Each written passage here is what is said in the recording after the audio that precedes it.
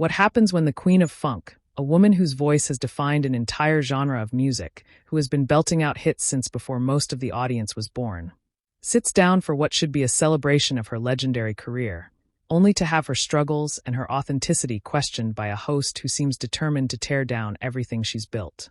What you're about to witness is one of the most explosive confrontations ever captured on daytime television. The moment when Chaka Khan, the 10-time Grammy winner who gave us I'm Every Woman and Ain't Nobody, reminded the world that the fire in her voice comes from a fire in her soul that nobody can extinguish. The studio went dead silent. The audience held their breath, and Joy Behar discovered that some queens don't tolerate disrespect, especially not from someone who has never walked in their shoes.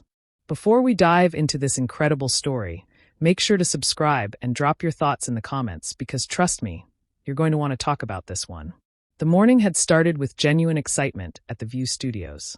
Chaka Khan was coming on the show, and everyone from the producers to the makeup artists was looking forward to it. At 71 years old, Chaka remained one of the most respected voices in music history. A woman whose career had spanned 5 decades and influenced countless artists across every genre. She had recently been inducted into the Rock and Roll Hall of Fame, a long-overdue recognition of her immense contribution to American music. Chaka arrived at the studio with the regal bearing that had always been her trademark. Her signature wild hair was styled magnificently, and her presence seemed to fill every room she entered. She greeted the production staff warmly, taking time to compliment the young people working behind the scenes, remembering what it was like to be underestimated and overlooked. This was who Chaka Khan had always been, a woman who never forgot where she came from.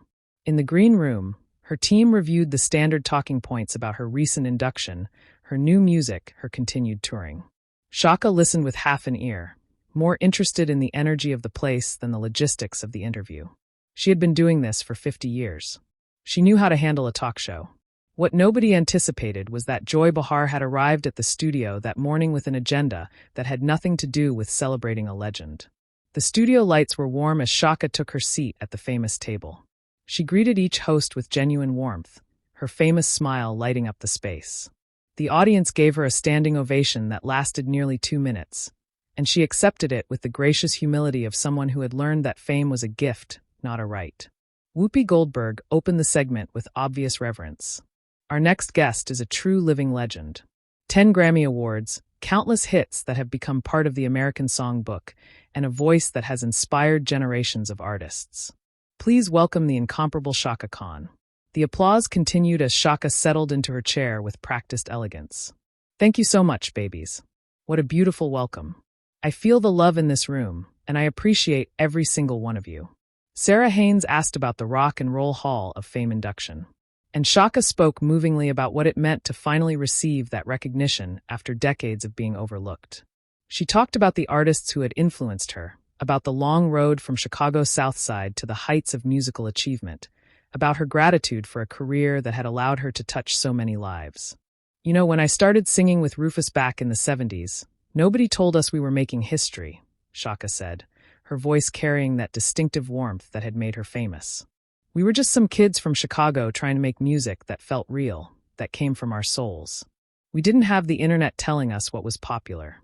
We didn't have algorithms deciding what people should hear. We just had our instruments and our voices and our hearts.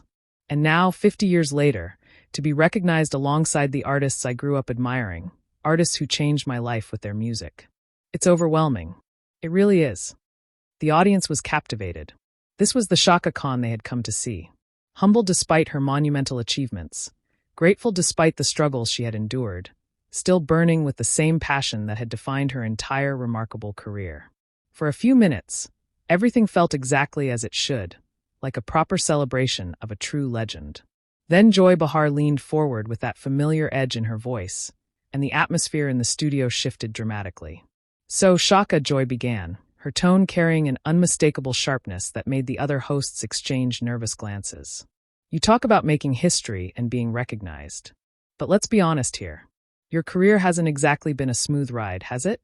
The drug problems, the rehab stints, the years when you basically disappeared from the scene. Don't you think the Hall of Fame honor is as much about nostalgia as actual achievement? The question landed like a bomb. The audience went silent. The other hosts looked stunned by the hostility of the question. Chaka's expression flickered, but her voice remained steady when she responded. Joy, I've never hidden from my past. I've been very open about my struggles with addiction, but those struggles don't define my career. What defines my career is the music I've made, the lives I've touched, the artists I've influenced. The Hall of Fame doesn't induct people based on nostalgia. They induct people based on impact. Joy wasn't satisfied. But that's just it, isn't it? Your biggest hits were in the 70s and 80s. I'm Every Woman. Ain't Nobody. I Feel For You. That was 40, 50 years ago. What have you done lately that justifies all this celebration? The accusation was stunning in its dismissiveness. Several audience members shifted uncomfortably. Sunny Holston looked like she wanted to intervene immediately. What have I done lately? Chaka's voice dropped to something quieter but more intense. I've been touring the world, selling out venues on every continent.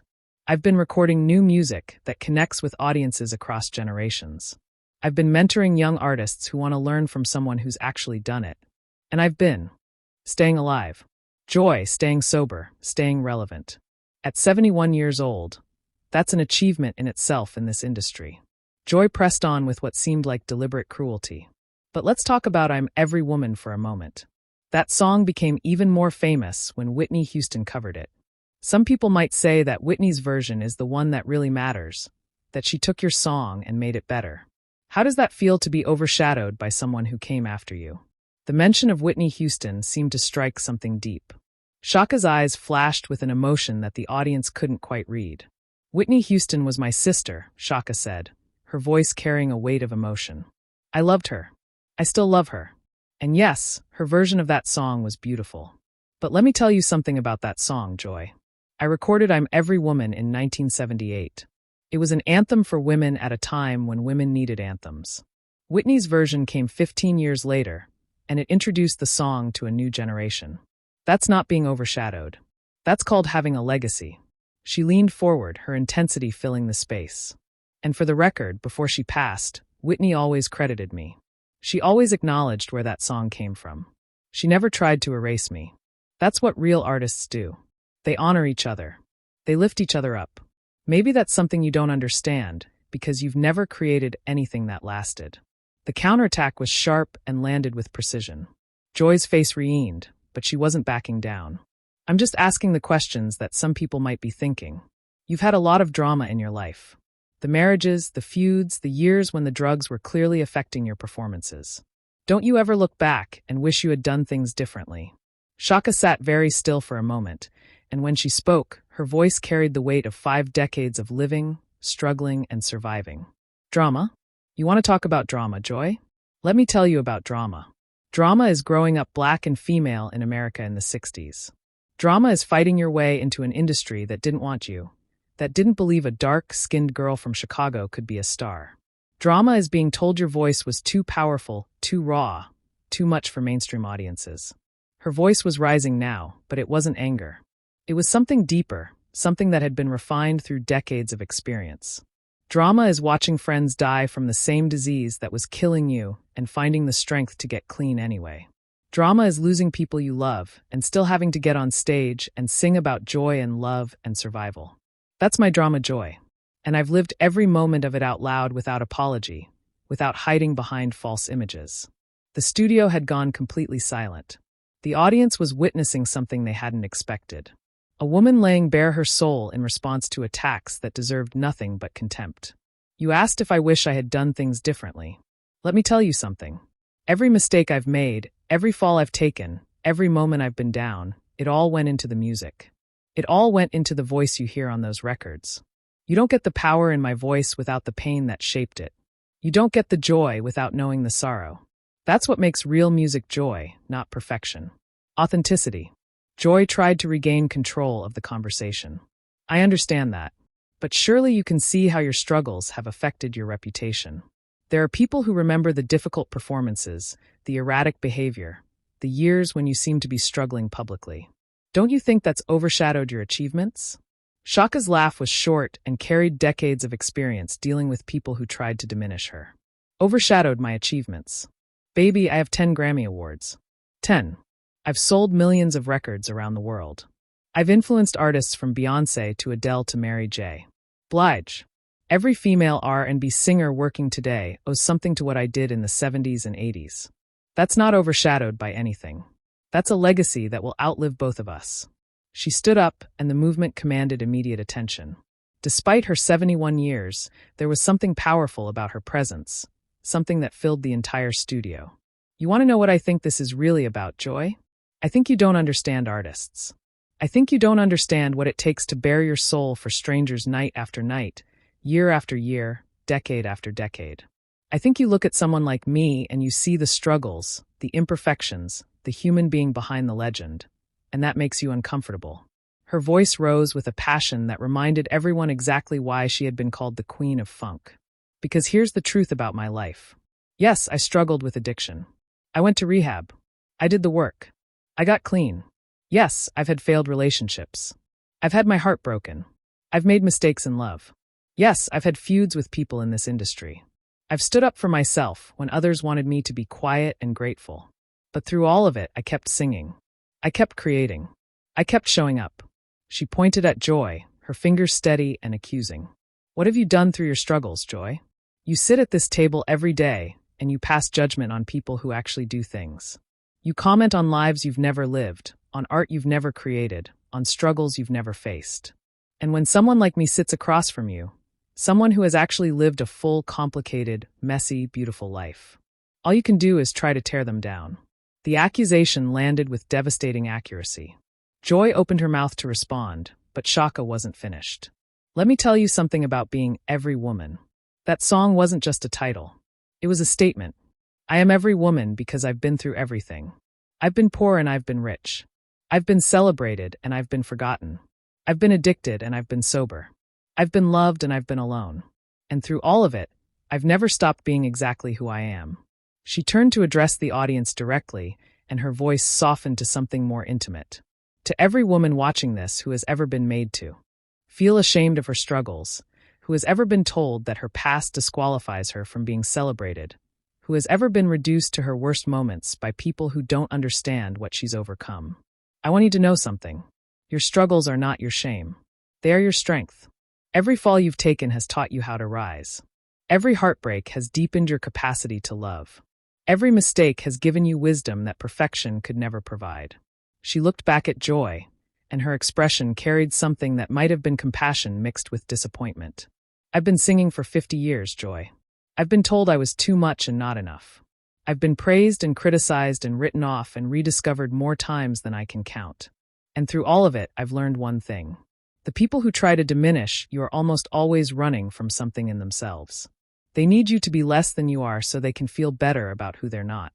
She gathered herself with the dignity of a queen, which is exactly what she was.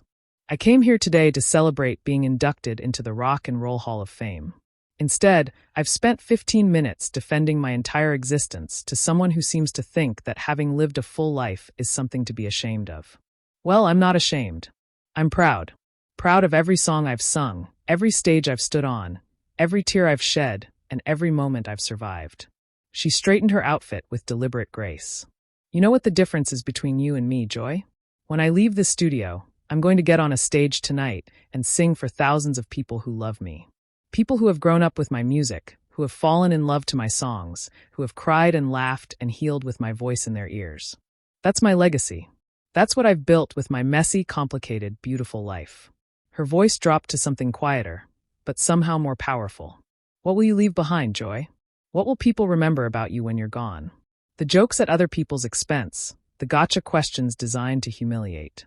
The moral superiority from someone who has never risked anything to create something lasting. The studio was absolutely silent. Joy sat frozen, clearly not expecting the interview to turn into such a thorough dismantling of her approach. Chaka looked at the audience one final time. I want to thank everyone who has supported my music over the years. You are the reason I'm still here. You are the reason I got clean. You are the reason I keep singing even when my body tells me to rest. I do it for you. And I do it for the little girl from Chicago who dreamed of being heard. She made it. We made it. And no one can take that away. She turned and began to walk off the stage, then stopped and looked back at Joy. One more thing, through the fire. That song was about surviving, about going through the worst life can throw at you and coming out the other side still standing. I've been through the fire, Joy, many times, and I'm still here, still singing, still living out loud. Maybe someday you'll understand what that means. Maybe someday you'll have the courage to go through your own fire instead of watching other people burn from the safety of your comfortable chair. With that, Chaka Khan walked off the stage with the same regal bearing that had defined her entire career. The audience erupted into applause that seemed to shake the building, rising to their feet in a standing ovation that was clearly directed at the woman who had just demonstrated what real grace under pressure looked like. The remaining hosts sat in various states of shock. Whoopi looked disappointed but not surprised. Sarah was visibly emotional, and Joy Behar sat at the table looking smaller somehow than she had at the beginning of the interview, like someone who had just learned a very difficult lesson about the difference between controversy and cruelty. What had started as a promotional appearance had become something far more profound and significant. A woman who had been singing about strength and survival for 50 years had just demonstrated both in real time on live national television. And she had reminded everyone watching that a life fully lived, with all its struggles and triumphs and complications, was worth infinitely more than a life spent safely judging others from the sidelines. The aftermath of that interview would dominate entertainment news for weeks. Clips of Chaka's powerful defense of her life and career would be shared millions of times across every social media platform. Her music would see a massive spike in streaming numbers as a new generation discovered the woman behind the voice, the story behind the songs. And somewhere in all that conversation, a question would emerge that was bigger than any single interview. Why do we feel entitled to judge people for the very struggles that made them who they are? But perhaps the most significant outcome was what the confrontation revealed about legacy and what it truly means to be a legend. Chaka Khan had built hers through decades of work, through struggles overcome and songs that touched millions of souls around the world. And when that legacy was challenged by someone who had never created anything comparable, she had defended it with the same fire that had always burned in her legendary voice. Because that's what queens do. They don't just wear the crown, they earn it every single day through every struggle and every triumph. For those who had grown up listening to I'm Every Woman and Ain't Nobody, who had found strength in through the fire during their darkest moments, who had danced to I Feel For You at countless celebrations, there was something deeply satisfying about watching Chaka Khan defend not just her career, but the very idea that a life well lived includes struggles, failures, and the courage to keep going anyway. She had proven once again that the voice that had moved millions was backed by a spirit that refused to be diminished by anyone. What do you think about this incredible confrontation? Was Joy Behar out of line, or was she just doing her job? Drop your thoughts in the comments below, and make sure to subscribe for more stories.